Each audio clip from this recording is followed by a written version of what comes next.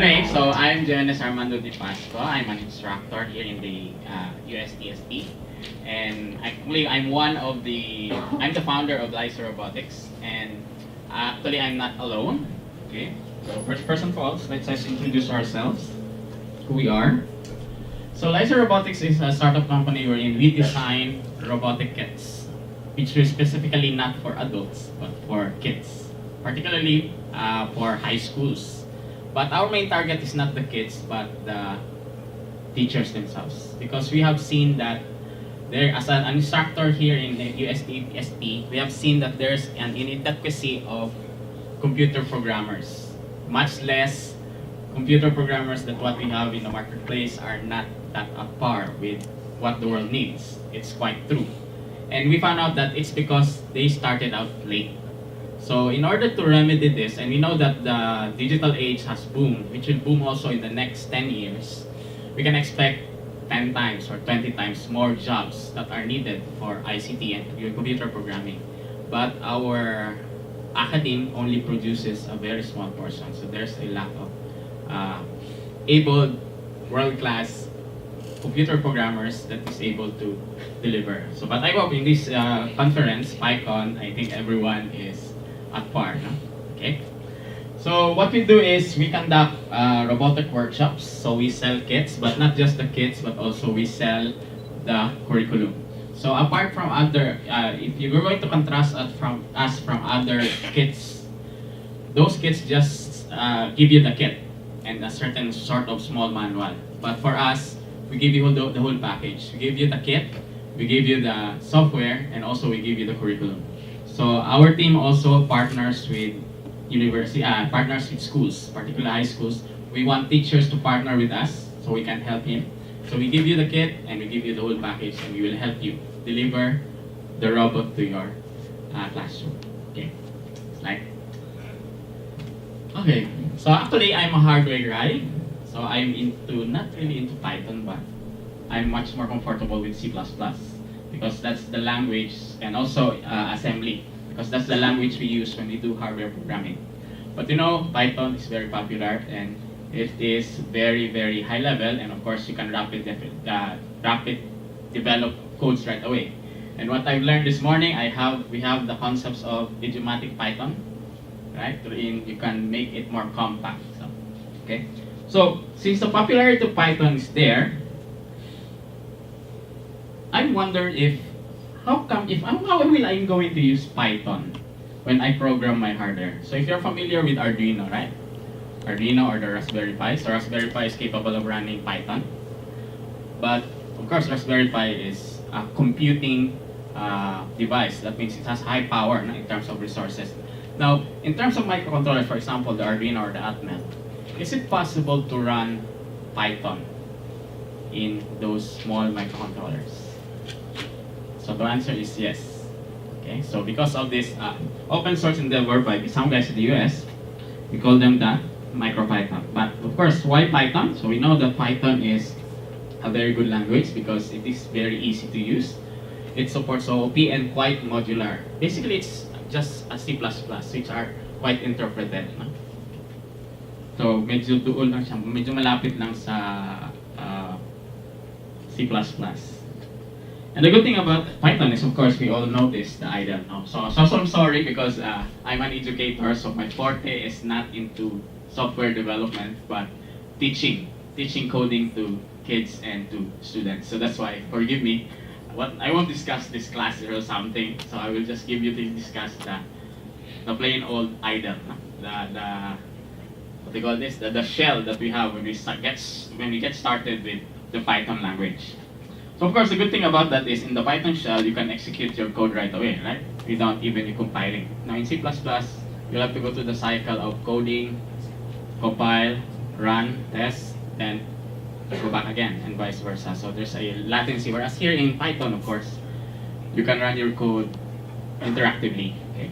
So this is the plus I've seen. So what if I can use this to program my robots? Okay? To program the hardware.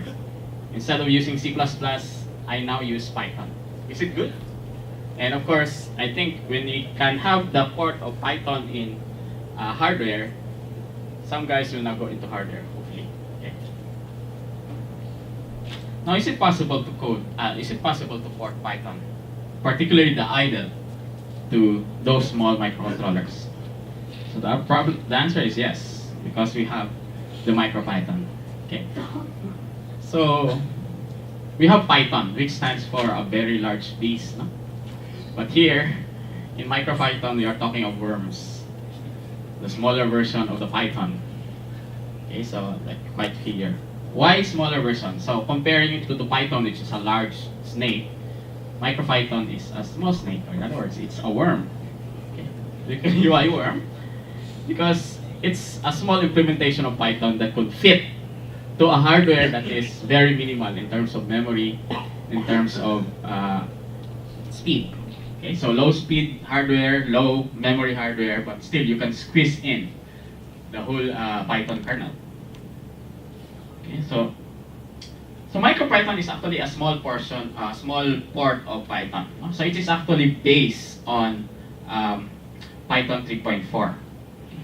It's quite open source. Okay, it's a good thing, and it's being developed actively right now in the US. I think it started in 2015, and it was ported to a lot of hardware. And the good thing is, it is very nearly full implementation. That means almost all. No? But of course, you cannot expect all of the whistles and whistles of the great Python in a small microcontroller. So we only have a small hardware. So we'll just get, what they did is they just get the very basics, the core that will be able to run through the hardware. So they don't, they do away with the other stuffs. And the good thing is, it has a lot of board support. So example of this one is, this is the Pi board. So it's smaller than the Raspberry Pi, because when you say of IoT or Python, you could go right away to Raspberry Pi, but there are a lot of hardwares out there which are quite cheaper, smaller, and much more capable of running Python. Okay, so these are the features. So it has SD slot, sensors, and among others. And these are the stuffs that you can do. So quite powerful right away, but the good thing is it is in a small package. So if you can see, if you have a hardware in a very small package and you can run Python, think of the possibilities that you can do with it. Okay. And more people now will be able to control hardware, develop things, more sample projects that are hardware based rather than just software based. So just like the big brother, Micropython has the REPL, or the Read, Evaluate, Print loop. So basically this is the shell in the Micropython implementation. So you will also see the shell, which really I'm going to demonstrate later on, or my actual robot. And of course, it has an extensive software library, just like its big brother. It's modular. And this is now the screenshot of what you can do with Micropython in the PyBoard, the hardware that I did. So you see you have its riddle, so the shell, and of course we have there the scripting portion where you can edit your code. Okay, all of this runs not in the PC but on the microcontroller itself, the small hardware. So the PC is just used for monitor. And the one thing I like about Micropython is it has a file system. So in other words, compared to Arduino or Arduino, you only can run one program at a time. But here, it has a file system, so you can run multiple scripts. And then you can run these scripts. You just choose which script to run, and you can then order them together. So just like their big brother. Okay. So this is a sample of the I/O code in PyBoard. So basically, it creates the PYB, which is an object. For example, here we have a LED connected to either pins 1 and 4, and you can control the intensity if it is on and off. So just those are the member functions of the LED object, and of course, you have the other constructs there. So alternative. Okay. So basically, it's Python working on the works. And of course, for example, we have a servo motor. If you're familiar with a servo motor is a motor that will turn from 0 to 360. Usually it's 0 to 180 degrees, just like a wiper. Okay. So to control that, just connect the pins. It has 3 pins. Connect it to the any pins of the Pi board, and then enter this code the Python way instead of the C++ way. Okay. So in that case, Python coders can now do this kind of stuff. And of course, the main topic is about the Internet of Things. Okay. But are we really in the IoT age right now? Because I always ask my question, IoT is a very good topic. It's always been a hype. It's very popular in the Philippines. It's being used in different conferences. We have the IoT conference in the Philippines, the IoT conference in somewhere there. But the question is, are we really into the IoT thing? Okay. Some notion, because some of the people think of the IoT as something that you can control. For example, you have a cell phone that controls a stepper motor, or a cell phone that controls a door in your house. And if you have that system, you consider that, yes, I have created an IoT thing. But is that really an Internet of Things? In reality, it's not. Because the real IoT is when the device itself, one device communicates with another device, and this device communicates with another device without us telling them to communicate. Diba? In remote control systems, all you have to do is, for example, in the door, using the cell phone, it is you who communicated with the door, not the cell phone. But in the IoT era, it's no longer you, but the device communicates with another device, and this device initiates another device communication. So they will communicate on their own. So you might come to think, are we really into IoT now? So I think it's not yet, right? And because of course, the hardware that we use in these kinds of stuff should also be IoT grade. When we say IoT grade, first one, it must be powerful. Next one, it must be very intelligent. And ang pinaka, ano talaga is, which I see, which is now being mislooked, is the size of your devices. Okay? So for example, a toothbrush, an IoT toothbrush, okay, which communicates with an IoT toothpaste. They have their own IP address. Okay? And their subnet mask and everything, mga others. So if this toothbrush, if you're going to automate it, it must have a microcontroller itself or a computer. So can you expect a Raspberry Pi that will run in an IoT toothbrush, or a Raspberry Pi that will run in a toothpaste? Diba? It's absurd.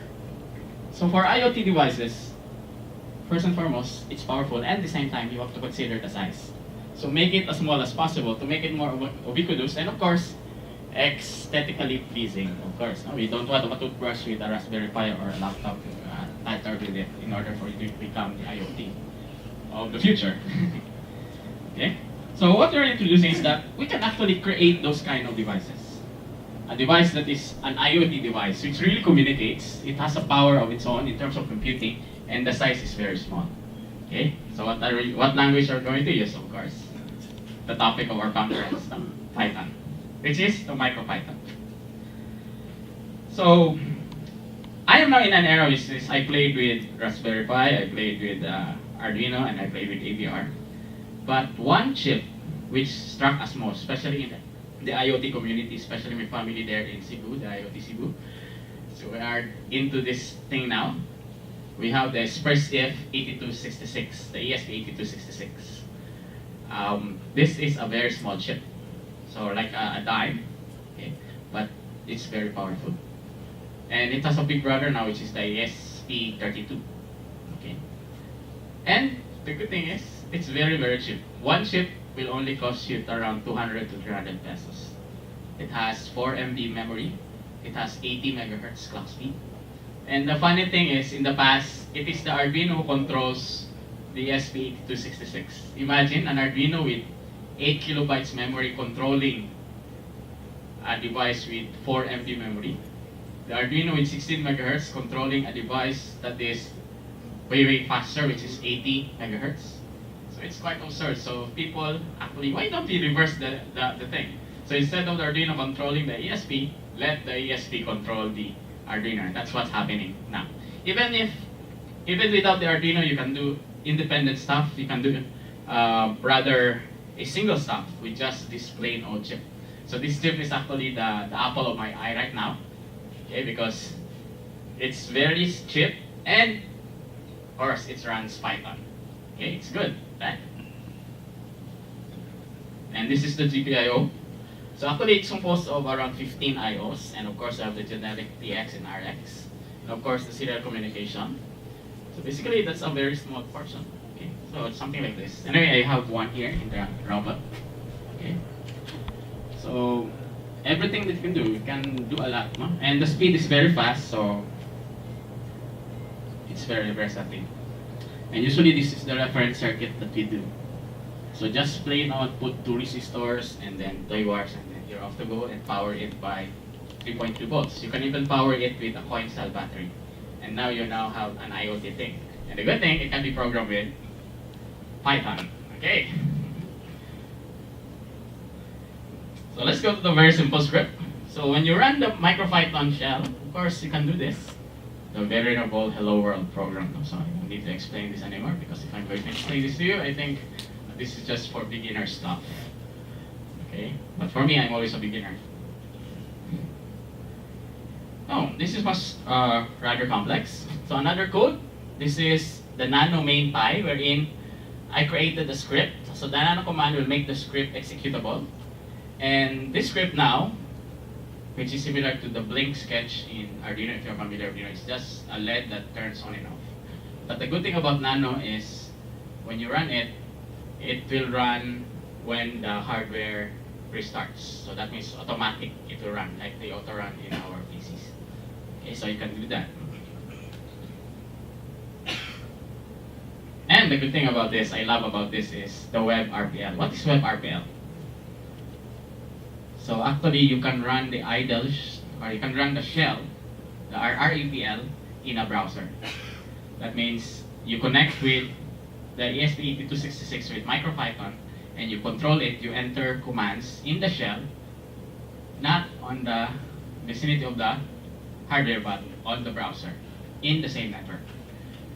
And is it now possible to create an IoT device? Yes? Yes. And the good thing is you can control it wirelessly via Wi-Fi. Okay.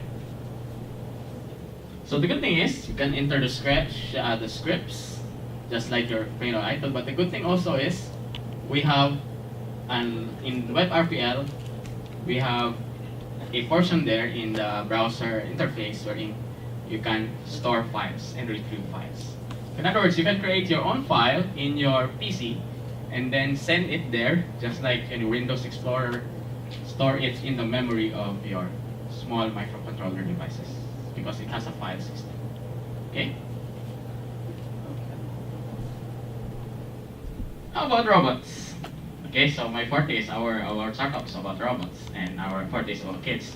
I also tinkered of how will we be able to teach kids Python?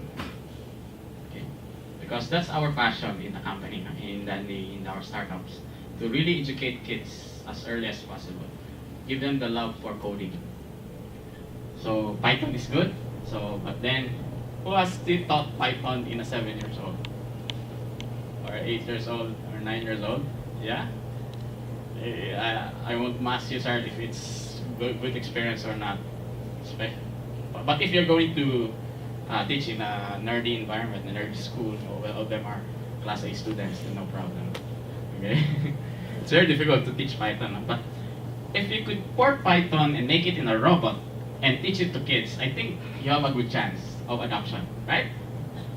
Rather than teach Python in a plain old PC. Okay? I think the interest of the kid will not linger. But if you give them a robot, then the challenge goes rise and rise and rise. The excitement also goes up and up. So we are offering actually a chance where in Python can be taught in kids, not adults. Are we all adults? Okay, well, we are all adults, but of course we are kids at heart. So what we did is we have the Lyser IoT. So it's a combination of our Lyser platform now. We combine it with Micropython, and of course we choose this chip. And we can expect more chips coming which are much cheaper and much more powerful. But I think the ESP8266 will stay. And this is Lyser IoT, our first dive into the IoT realm. Okay, I missed this one. Okay, in Iligan, I have showcased this. In Cebu, I have showcased this. But the rest of the Philippines, sorry, no longer can be showcased because I left it in Trans-Asia 9. When I unboarded, oh, Liza, where are you? So I was already in UC Cebu, and a trip back will be costing around 500 and 3 hours more so. Liza IoT may be somewhere there in Trans-Asia 8. So okay.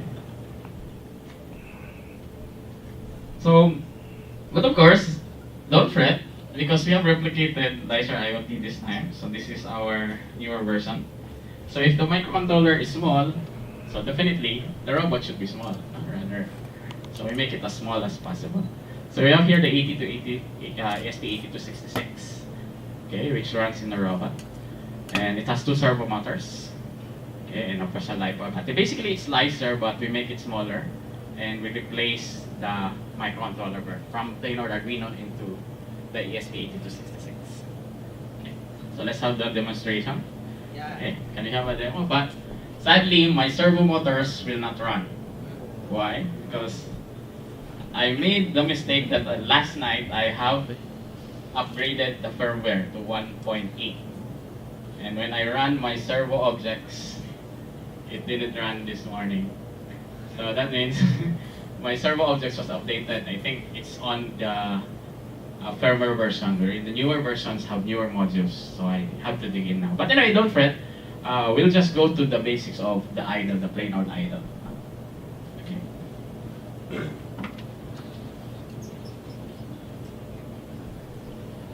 So for example here, the I/O pin, you have to make it high and low, high and low. So just like the Arduino, so you just have to import the PYB. Now PYB is no longer supported in this version, so pardon me. But let's just have a challenge na lang, no? So to really for you to have a grasp of how powerful Micropython is. So I challenge everyone to give me a, let's say a line of code, a Python code, an idiomatic line of code, and we will test it if it runs, no, in the Micropython shell. Okay. So please bear.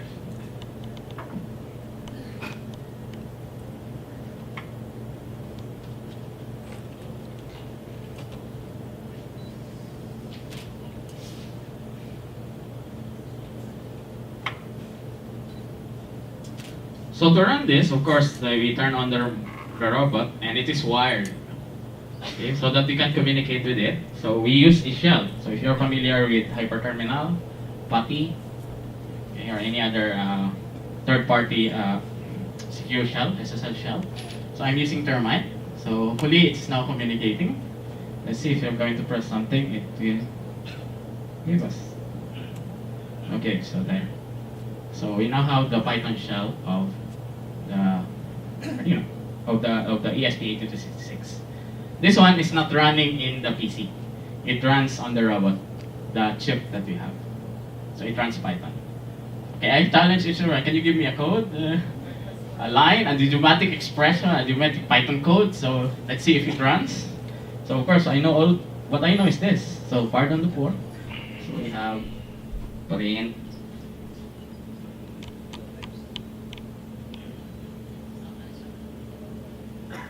Hello world. Print hello world. Print hello only. No?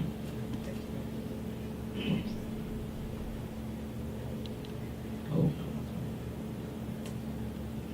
Okay, so that's it. It runs, right? So 1 plus 1 is that idiomatic? Okay.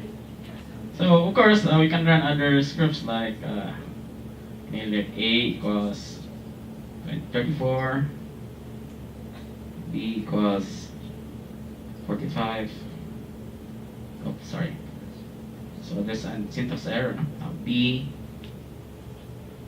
equals 45, and then A plus B. Okay, so it runs. No? So you can now run Python shell. So any volunteer? This one? Freeze time, sir. So that you can check, give me an idiomatic expression, that see if it runs, and let's bet if Micropython can run or not.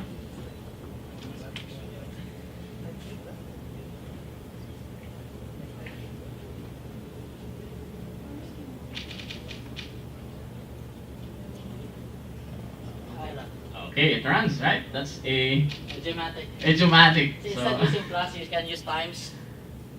Okay, so any other volunteer? Let's see. Parang ang fun. Hindi naman fun. Now the font is dependent on the shell. So if you want a larger shell, use either shell terminals.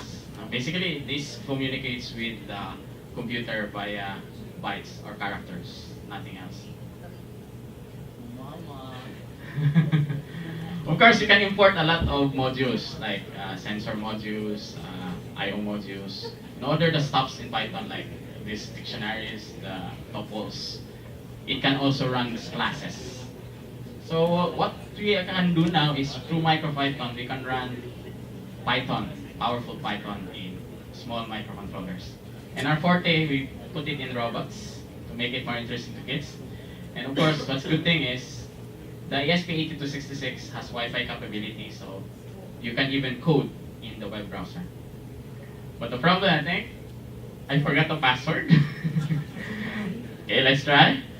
Please open your browser, your Wi-Fi connection. I think Micropython is already up.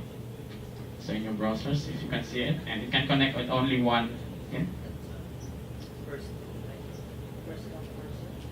First come, first serve. Before connecting, let me connect first. So, oh, I'm the one who connected, right? Because it's always connecting. So I'm connected to Micropython. So the good thing about this is we have, of course you cannot connect because I don't have the password. The default password is actually Micropython. Micropython, small letters, and the last letter, which is N, is large case. Of course, you can change that, not through the web, but for the serial interface.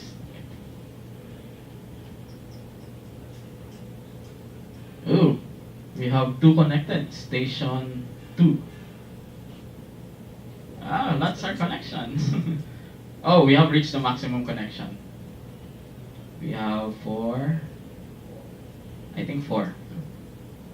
So I think it just accepts 4 connections. Okay. Anyway, it's micro kasi. Yeah. So, pardon the pun. Now, good thing I'm going to show you is the web RPL. That means the browser-based interface, wherein you can enter your script. So we have web.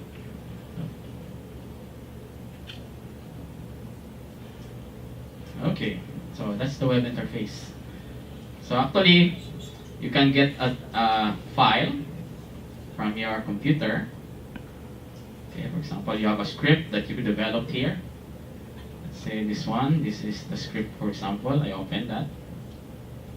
Okay, and it is a JPEG file. Actually, it can send JPEG also in your phone. So you can store JPEG files in this very small hardware. And also you can get file. Of course, when I get file, I cannot get anything because I'm not yet connected. So I will try to connect. So the default IP address is 192.168.4.1 and it operates in port 8266.